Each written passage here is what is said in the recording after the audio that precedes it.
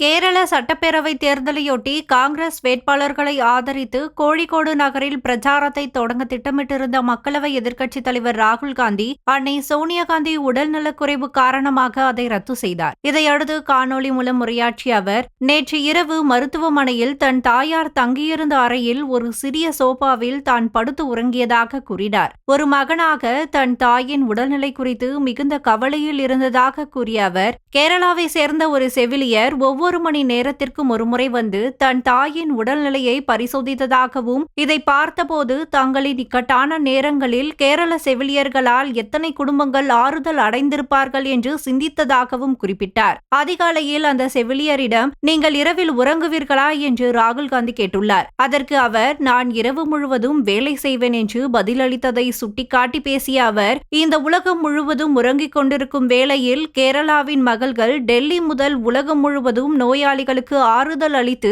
அவர்கள் கைகளை பற்றி அவர்களை நிம்மதியாக உணர வைத்துக் கொண்டிருப்பதாக புகழாரம் சூட்டினார். இறுதியாக, என்னை பொறுத்தவரை இதுதான் கேரள மாநிலத்தின் உண்மையான ஆன்மா என்று ராகுல் காந்தி நெகிழ்ச்சியுடன் குறிப்பிட்டார்.